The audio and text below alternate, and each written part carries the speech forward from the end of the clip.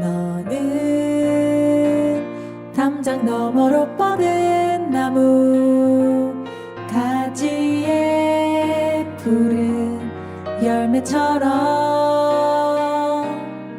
하나님의 귀한 축복이 삶에 가득히 넘쳐날 거야.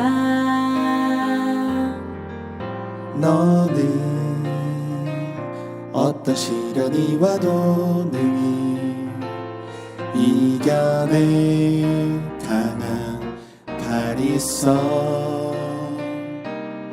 전능하신 하나님께서 너와 언제나 함께 하시니. 너는 하나님의 사랑, 아름다운 하나님의 사랑. 나는 널 위해 기도하며 내 길을 축복할 거야. 너는 하나님의 선물, 사랑스러운 하나님의 열매. 주의 품에 꽃 피운 나무가 되어줘.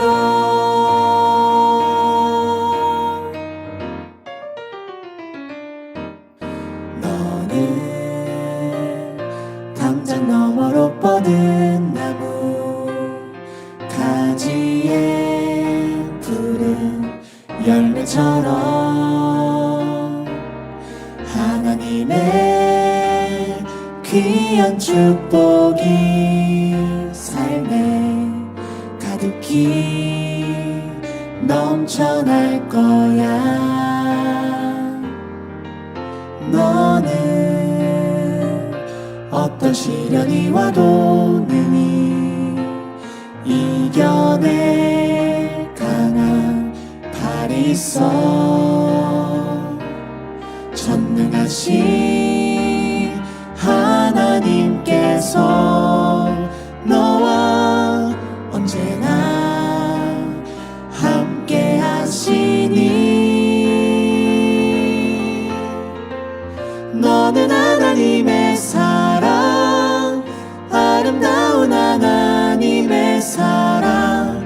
나는 널 위해 기도하며 내 길을 축복할 거야.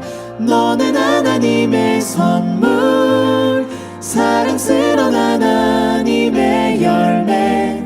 주의 품에 꽃 피운 나무가 되어줘. 너는 하나님의 사랑, 아름다운 하나님의 사랑. 나는 널 위해 기도하며 내 길을 축복할 거야. 너는 하나님의 선물, 사랑스러운 하나님의 열매. 주의 품에 꽃 피운 나무가 되어줘.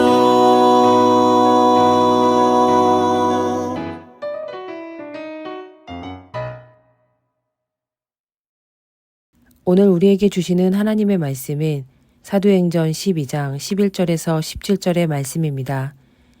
이에 베드로가 정신이 들어 이르되 내가 이제야 참으로 주께서 그의 천사를 보내어 나를 헤롯의 손과 유대 백성의 모든 기대에서 벗어나게 하신 줄 알겠노라 하여 깨닫고 마가라 하는 요한의 어머니 마리아의 집에 가니 여러 사람이 거기에 모여 기도하고 있더라. 베드로가 대문을 두드린데 로데라 하는 여자아이가 영접하러 나왔다가 베드로의 음성인 줄 알고 기뻐하여 문을 미처 열지 못하고 달려들어가 말하되 베드로가 대문 밖에 섰더라 하니 그들이 말하되 내가 미쳤다 하나 여자아이는 힘써 말하되 참말이라 하니 그들이 말하되 그러면 그의 천사라 하더라. 베드로가 문 두드리기를 그치지 아니하니 그들이 문을 열어 베드로를 보고 놀라는지라. 베드로가 그들에게 손짓하여 조용하게 하고 주께서 자기를 이끌어 옥에서 나오게 하던 일을 말하고 또 야고보와 형제들에게 이 말을 전하라 하고 떠나 다른 곳으로 가니라. 아멘. 헤롯에게 잡혀간 베드로를 위해 중보하던 이들은 어떤 마음으로 기도를 했을까요? 초대교회의 뜨거운 신앙이었던 만큼 놀라운 기적이 일어날 것을 확신했을까요? 오늘 본문은 그렇지 않음을 알려줍니다. 야고보의 순교를 목격한 이들은 베드로도 무사히 나오기 어려울 것이라 생각했습니다. 죽은 사람이 다시 살 수 없다는 것이 당연한 상식인 것처럼 천사가 감옥문을 열어준다는 것도 상상할 수 없는 현실이기 때문입니다. 천사의 도움으로 감옥에서 탈출한 베드로가 찾아오자 그의 목소리를 들은 로데라는 여자애는 문을 열어주지 않습니다. 너무 놀랐기 때문입니다. 그래서 기뻐하며 집안의 어른들에게 말했는데 아무도 믿지 않습니다. 도리어 면박을 주며 불가능한 일이고 만일 환청을 들었다면 그의 천사가 베드로의 죽음을 알려주러 온 것이라 말합니다.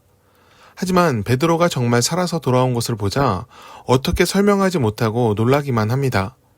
중보기도를 하고 있긴 했지만 전혀 예상할 수 없는 기적이었습니다. 성경에는 이러한 기적이 많이 적혀 있습니다. 어떤 이들은 고대 종교의 신화적 표현이라 말하고 은유적인 기록으로 해석하기도 합니다. 하지만 사람의 이해와 경험을 뛰어넘는 기적일 수도 있습니다. 하나님은 살아계시고 예수님은 그의 아들이기 때문입니다. 사람으로는 할 수 없으되 하나님의 의지로는 기적을 베푸실 수 있습니다. 기도하면 된다 안 된다는 식의 경험을 넘어 모든 선을 이루시는 하나님의 인도하심을 목격하길 원합니다. 세상은 우연과 기적이라 말할지 모르나 우리는 하나님의 뜻이라 말하길 바랍니다. 베드로는 다른 곳으로 떠납니다. 그가 어디로 향했는지는 기록에 남아있진 않지만 전승에 따르면 그는 바울과 같은 전도자의 삶을 살았다 합니다. 바울이 로마에 가기 전에 이미 로마에는 기독교 공동체가 있었는데 그 시작을 베드로라 말하는 전승도 있습니다. 바울이 세운 고린도 교회에도 베드로의 제자라 말하는 사람들도 있었습니다. 이런 이야기를 모아보면 베드로는 선교사의 길로 나아간 것 같습니다. 야고보는 순교로서 하나님을 향한 믿음을 지켰고 베드로는 하나님의 도우심으로 생명을 지키고 새로운 믿음의 길을 열었습니다. 사람의 모든 일에는 하나님의 섭리가 있습니다. 사람의 이해를 뛰어넘는 일들이 겹쳐 일어나면서 새로운 길로 이끄시는 일이 많습니다. 그러한 일이 우리 가운데 일어날 때 그것을 분별하여 깨닫는 지혜가 있길 바랍니다. 그리고 하나님을 위해 한 걸음 더 나아가길 원합니다. 그저 좋은 일이 겹쳐 생긴다고 말하며 자신을 위한 일에만 머무르면 그것은 기적을 낭비하는 일이 됩니다. 오늘 우리가 할 수 있는 일을 하며 열정으로 주님을 위해 한 걸음 더 나아가길 축복합니다. 기적을 경험한 베드로가 그것을 자랑하기보다 자신을 이끄신 하나님을 위해 삶의 길을 열어간 것처럼 하나님을 위해 사는 우리 모두가 되기를 축원합니다. 기도하겠습니다. 하나님, 믿음의 길로 우리를 인도하소서. 삶의 고단한 순간을 만날 때 강한 팔로 우리를 구원하소서. 그 구원이 임했을 때 그것을 나의 영광으로 삼지 않게 하시고 뜻을 주신 하나님을 따르며 믿음의 길을 열게 하옵소서. 예수님의 이름으로 기도드립니다. 아멘. 함께 기도하길 바랍니다. 성령의 세례가 오늘날에도 이루어지길 기도합니다. 불이 혀처럼 갈라져 내리는 은혜의 빗줄기를 내려 주옵소서. 하나님의 마음을 알고 뜻을 알고 기쁨을 깨달아 오늘 우리의 삶에서 하나님의 열매를 맺게 하옵소서. 주의 길을 따르는 것이 우리의 즐거움이 되게 하옵소서. 자녀들의 염려와 근심을 풀어 주옵소서. 세상 속에서 겪는 일들이 우리의 마음을 조여올 때 하나님의 위로를 얻게 하옵소서. 모세와 다윗 같은 하나님의 사람들이 얻었던 평안이 우리의 것이 되게 하옵소서. 문제를 두려워하지 말고 담대히 마주하며 주님과 함께 하나씩 풀어가게 하옵소서. 우리가 속한 세상을 위해 기도합니다. 사랑과 희망이 사라진 시대가 되지 않도록 하옵소서. 공정과 평등, 자유와 평화의 가치가 회복되게 하옵소서. 갈등을 조장하며 사회를 분열시키고 하나님의 공의를 굽게 하는 자들을 부끄럽게 하시고 주의 길로 행하며 정의와 긍휼을 베푸는 자들을 귀히 써주옵소서. 우리 더교회가 세상 속에서 역할을 하게 하옵소서. 은혜가 흐르는 축복의 통로로 쓰시고 세상을 위로하는 공동체가 되게 하옵소서. 예수께서 보이신 겸손과 긍휼을 따르며 마땅히 이뤄야 하는 정의를 놓치지 않게 하옵소서. 하늘의 상급을 바라며 오늘을 하나님의 사람으로 살도록 모든 성도들과 동행하여 주옵소서. 하나님이 말씀하시기를 말세에 내가 내 영을 모든 육체에 부어주리니 너희의 자녀들은 예언할 것이요 너희의 젊은이들은 환상을 보고 너희의 늙은이들은 꿈을 꾸리라. 주여 이 모든 일을 우리 가운데 속히 이루어 주옵소서.